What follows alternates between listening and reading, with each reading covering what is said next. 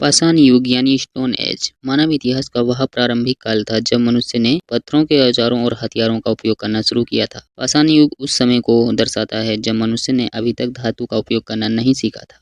नमस्कार दोस्तों, आज की इस वीडियो में हम पढ़ेंगे पाषाण युग के बारे में यानी स्टोन एज क्या है, पाषाण युग को कितने भागों में बांटा गया है, इन सबको हम डिटेल से समझेंगे। तो चलो वीडियो को शुरू करते हैं। पाषाण युग वही समय था जब मानव पूरी तरह पत्थरों पर ही आश्रित था। पत्थरों के औजार बनाकर शिकार करना, पत्थरों की गुफाओं में रहना, पत्थरों से आग पैदा करना, ये सारे काम पत्थरों के जरिए ही किए जाते थे। ऑस्ट्रेलोपिथेकस प्रजाति द्वारा सबसे पहले पत्थर के औजार बनाए गए, परंतु इसका श्रेय हेबिलस नामक प्रजाति को दिया जाता है।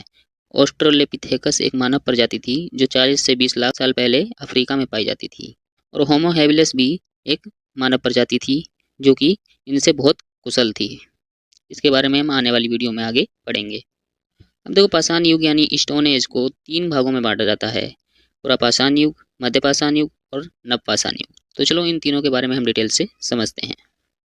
पुरापाषाण युग वह समय था जब मनुष्य पूरी तरह प्रकृति पर निर्भर हुआ करता था और जीवन यापन के लिए भोजन का संग्रह और शिकार करना इनका काम था। मानव द्वारा कुछ भी निर्मित नहीं था जो अपने इस्तेमाल में ये उस समय ला सकें। तो ये है पुरापाषाण काल। पुरापाषाण युग जो था मानव इतिहास का सबसे लंबा चलने वाला युग था और यह युग 25 लाख वर्ष से 10,000 ईसा पूर्व तक चला था।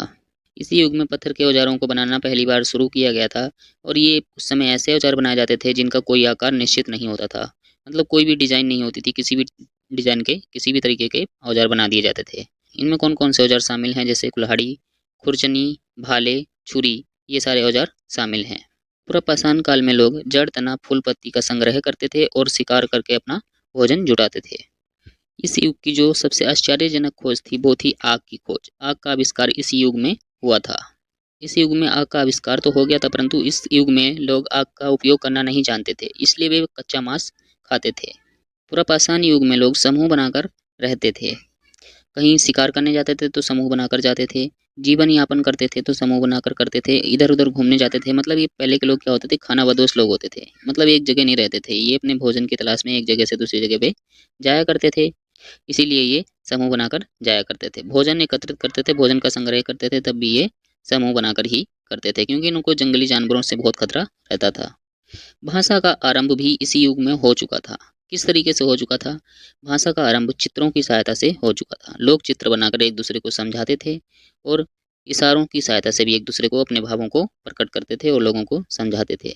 तो इशारों और चित्रों की सहायता से भाषा का आदान प्रदान इसी काल में आरंभ हो चुका था। हालांकि पुरापाषाण काल के बहुत से अवशेष प्राप्त हुए हैं हमें, पर इनकी संख्या मध्य पाषाण काल के अवशेषों से बहुत कम है। रॉबर्ट ब्रूस फुट पहले व्यक्ति थे जिन्होंने भारत में पुरापाषाण के औजारों की खोज की। भारत के कई जगहों से हमें पुरापाषाण की कई चीज़ें मिली हैं, जैसे जम्मू कश्मीर के पलगांव से कुल्हाड़ी मिली है, हाथ की कुल्हाड़ी जो पत्थर से बनी थी।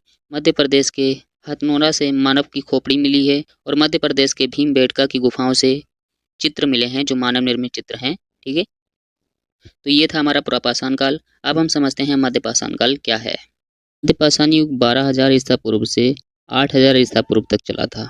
मध्य पाषाण युग जब आया तब लोग गुफाओं में तो रहते ही थे, साथ साथ में झोपड़ियों और खुले स्थानों में भी रहने लगे। इस काल में पत्थर के छोटे और धारदार हथियार विकसित हुए। धारदार हथियारों का उपयोग चालू कर दिया गया, जैसे धनुष, बाण जैसे हथियारों का आविष्कार हुआ इस युग में। इससे शिकार करना आसान हो गया। मध्य पाषाण काल में खान पान में भी बदलाव आया। पहले लोग सिर्फ जड़, तना, फूल पत्ती और शिकार ही करते थे।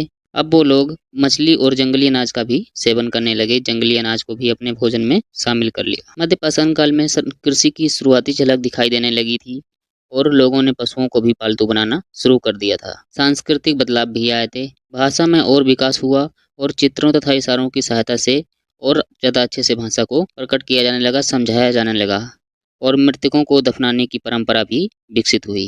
अब मृतकों को दफनाते समय उनके कब्र में कुछ खास चीज़ें रखी जाती थी। ऐसा माना जाता था कि वो स्वर्ग में खाने के लिए उनके लिए रखी जाती हैं। बहुत सी जगह ऐसे हमें साक्ष्य मिले हैं जिनसे पता चलता है कि किसी में बकरी रखी गई थी, किसी के कब्र में किसी में कुछ रखा गया था, किसी में कुछ रखा गया था। मतलब कब्रों के अंदर दफनाते वक्त बहुत सारी चीज़ें, उनकी ज़रूरत की चीज़ें रखी जाती थीं। इस काल में प्राकृतिक संसाधनों का और बेहतर तरीके से उपयोग किया गया। भारत में कुछ महत्वपूर्ण स्थल हैं जहाँ पे हमें कुछ साक्ष्य मिलते हैं, जैसे मध्य प्रदेश में भीमबेटका की गुफाओं में चित्र मिलते हैं हमें मध्य पाषाण युग के, और आजमगढ़ में जो मध्य प्रदेश में ही है वहाँ पे औजार और हड्डियों के अवशेष मिले हैं। तो ये था मध्य पाषाण युग। अब समझते हैं नवपाषाण युग। नवपाषाण युग इतिहास का वह चरण है जब कृषि, पशुपालन और स्थायी बस्तियों की शुरुआत हो चुकी थी। नवपाषाण युग 9000 ईसा पूर्व से 2000 ईसा पूर्व तक चला था। इस युग में मिट्टी और पत्थर के घर बनाए जाने लगे थे, अर्थात स्थायी बस्तियों का निर्माण हो गया था। और ये सब क्यों संभव हुआ? समूहों के कारण, एक दूसरे के ज्ञान की वजह से समूहों में रहते थे, इसका उन्हें बहुत फायदा हुआ, उनके विकास में बहुत मदद मिली समूहों से। नवपाषाण युग में गेहूं, जौ और चावल खेती जैसे कई अनाज उगाए जाने लगे। सिंचाई की प्रारंभिक तकनीकें भी विकसित होने लगीं। इन लोगों ने गाय, बकरी, भेड़ और कुत्तों को पालना भी शुरू कर दिया गया था। नवपाषाण युग में चिकने पत्थर से औजार बनाए जाते थे और यह औजार छोटे और बहुत धारदार होते थे, जैसे दरांती, खुरपी और कुल्हाड़ी। नवपाषाण के बीच में ही कांस्य युग का इस्तेमाल शुरू हो चुका था। कांस्य युग शुरू हो चुका था, इसलिए दरांती, खुरपी और कुल्हाड़ी जैसे हथियार भी मिलते हैं हमें नवपाषाण से। खाना पकाने और भंडारण के लिए मिट्टी के बर्तन बनाए जाने लगे और उन पर चित्रकारी भी की जाती थी। ऐसे बहुत से साक्ष्य मिले हैं जो खाना बनाने और भंडारण मतलब अनाज को इकट्ठा करके रखने के लिए बड़े बड़े बर्तन बनाए जाते थे, इन पर चित्रकारी की गई होती थी। मूर्तियाँ भी मिलती थी, मूर्तियाँ भी बनाई जाती थी, मिट्टी के खिलौने भी बनाए जाते थे और लोगों को दफनाने की परंपरा और ज़्यादा अच्छी हो गई इस युग में। इस युग में क्या हुआ, जो मरा हुआ रहता था उसको दफनाने के लिए उसके परिवार वाले बहुत आदर सम्मान से उसको दफनाया करते थे। नवपाषाण युग में ही वस्तु विनिमय प्रणाली का विकास हुआ, यानी वस्तुओं को अब आदान प्रदान करके कोई भी चीज़ हम ले सकते थे। जैसे मान लो मुझे अनाज की ज़रूरत है, तो अनाज के बदले जिससे मुझे अनाज लेना है उसको मैं कुछ और दूंगा, तब वो मुझे अनाज देगा।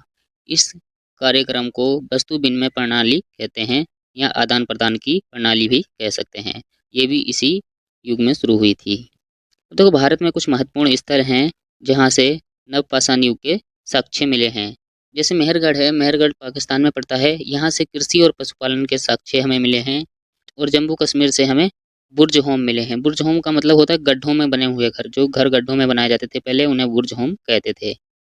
और चिरांद जो कि बिहार में पड़ता है, यहाँ से मिट्टी के बर्तन और औजार के अवशेष मिले हैं हमें। पयमपल्ली जो कि तमिलनाडु में है, यहाँ से बस्तियों के अवशेष मिले हैं, यानी इससे पता चलता है कि वहाँ पे बस्तियाँ बसी हुई थी।